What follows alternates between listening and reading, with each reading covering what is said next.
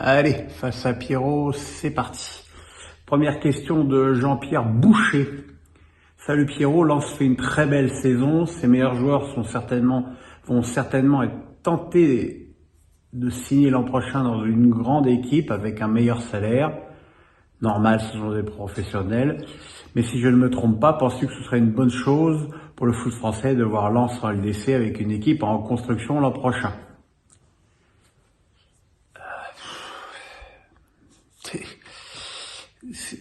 Tu touches du doigt un des problèmes français en Coupe d'Europe, c'est la constance des équipes d'une année sur l'autre au niveau européen. Tu as une équipe qui va être euphorique et qui l'année d'après va avoir des problèmes et qui évidemment n'aura pas la tête à la Coupe d'Europe s'il venait à être en difficulté en championnat. Alors effectivement, ce que tu évoques est une possibilité pour le Racing Club de Lens, mais j'ai envie de dire que la sanction sportive, c'est ça qui doit primer, quoi. C'est-à-dire que si Lens parvient à se qualifier pour une compétition européenne, il n'y a aucune raison de pas les voir en Coupe d'Europe l'année prochaine, même si on peut leur faire confiance qu'ils auront une équipe aussi compétitive que cette année. Sébastien me dit, que penses-tu de peut-être l'accord des fumis que toi tu n'es pas trop pour? Très bien monsieur. Donc on va essayer de traduire.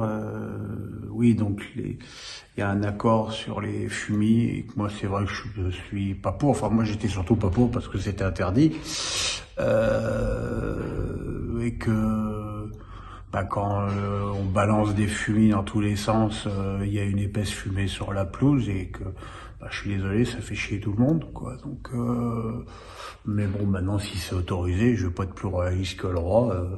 Voilà, ça va être autorisé et tant mieux, quoi. Dress me dit bonjour Pierrot, j'espère que tout va bien. Que penses-tu d'une éventuelle seconde saison de Galtier au PSG? Plausible ou pas, souhaitable ou non, merci. Je pense que chaque défaite qui s'accumule à la précédente rend cette éventualité de moins en moins plausible. Je pense que même si le PSG était un club normal, il devrait déjà être en danger tout de suite. Maintenant, quelle est la solution si tu changes d'entraîneur tout de suite, c'est-à-dire aller chercher un entraîneur libre, mais dans ce cas-là, tu prends pas qui tu veux, soit mettre Zoumana Camara sur le banc, ce qui, il faut le reconnaître, est aussi une grosse part de risque. Ce qui est en revanche totalement évident, c'est que Christophe Galtier a échoué au PSG.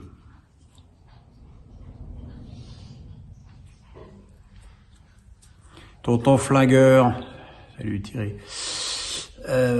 J'espère que tu vas au mieux. Ouais, on va dire ça. Vu une fois de plus le non-match des Parisiens, ne penses-tu pas que les joueurs ont lâché Galtier? Ça n'excuse pas leur comportement lamentable, aucun mouvement, aucune réaction après le but. Le PSG n'a jamais été aussi mauvais.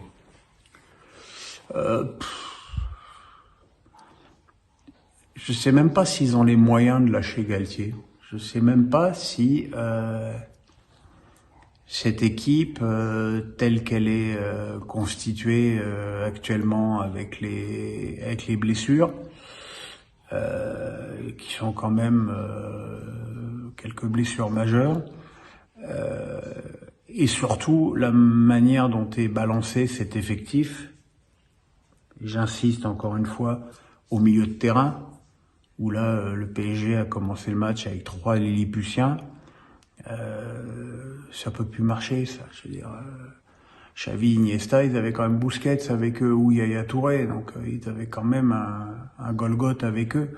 Là, Vitinha, Verratti, Renato Sanchez, c'est petit gabarit land. Et surtout que, on l'a vu, cette équipe, elle attaque à deux. Elle attaque à deux. C'est-à-dire que il y a aucune, à part peut-être Nuno Mendes, il y a aucune aide de la part d'autres joueurs du PSG sur le plan offensif. Donc c'est sûr que, même si je veux bien entendre toutes les critiques que je peux lire et entendre sur Messi, c'est vrai qu'il fait pas beaucoup d'efforts, mais entre nous, il a beaucoup de ballons où il faut qu'il se démerde tout seul. Et Mbappé, n'en parlons pas. Donc, je sais pas bien ce qu'un entraîneur déboulant là tout de suite au PSG ferait de différent, à moins d'un choc psychologique, mais c'est pas dans le style de la maison qatari.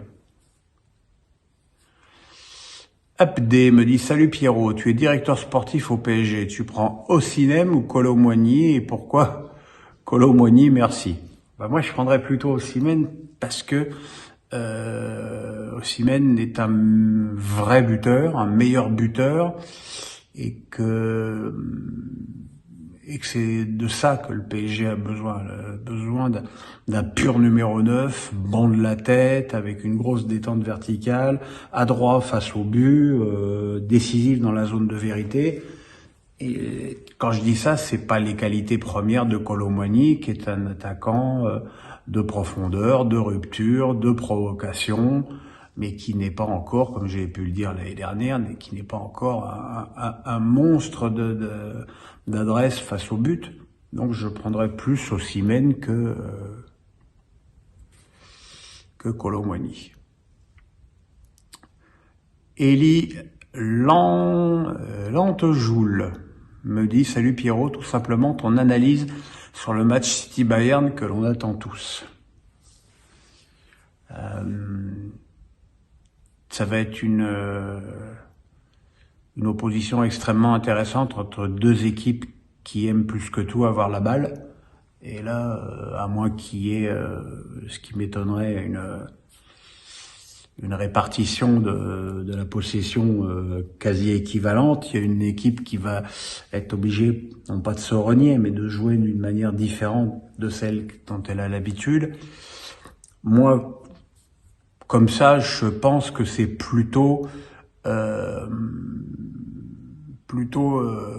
Manchester City qui va avoir la possession de balle,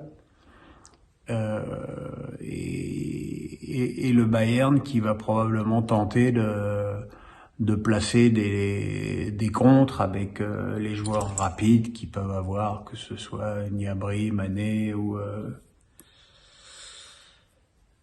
ou je me souviens plus du troisième. Voilà, donc après évidemment il y a le rôle de Haaland, parce que c'est aussi dans ces matchs-là qu'on l'attend, mais ça va être certainement une opposition de très très haut niveau. Benoît me dit: Pierre, que pensez-vous de l'état de forme de Klose et la tension avec Tudor? Cela complique-t-il les chances de deuxième place pour l'OM? Klose a un boulevard en équipe de France vu les performances de Koundé et Pavard. Que doit-il faire pour se remettre sur les bons rails? Et moi, je suis pas trop d'accord de mettre Klose en concurrence avec Koundé et Pavard, parce que Klose n'est pas, et c'est d'ailleurs un de ses soucis, ce n'est pas un latéral, c'est un piston droit, un vrai. Donc il faut quand même qu'il joue dans une équipe ou une équipe qui joue à 3 derrière. Donc ça a été le cas quelque temps en équipe de France, c'est d'ailleurs à ce moment-là qu'il a eu sa chance, mais voilà quoi. Après c'est vrai que ses prestations ces dernières semaines, voire ces derniers mois, sont très en deçà de son meilleur niveau, et surtout très en deçà de ce qu'il faisait avec Lens. Donc je pense que maintenant, est-ce que la deuxième place de l'OM dépend uniquement du rendement de Klose? Je ne pense pas non plus. Superfan me dit: beaucoup ont critiqué Neymar, mais j'ai l'impression que depuis il est blessé, Paris n'a plus de fond de jeu, c'était lui le lion du jeu avec Paris. Qu'en penses-tu? Alors, je sais pas si le terme lion est le terme qui me viendrait le premier à l'esprit en parlant de Neymar.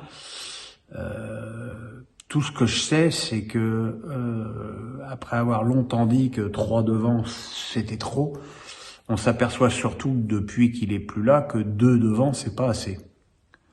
Et qu'à partir du moment où on n'arrive pas à donner des ballons dans le sens du jeu à Mbappé, ce qui est arrivé pas trop contre Rennes puisqu'il a perdu des duels contre Mandanda, mais ce qui est arrivé franchement contre Lyon, bah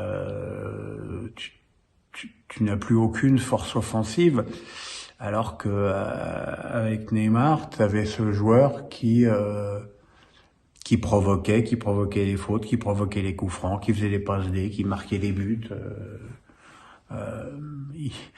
Il est plus là depuis presque 2 mois et on s'aperçoit qu'il est toujours très haut placé dans les stades du championnat.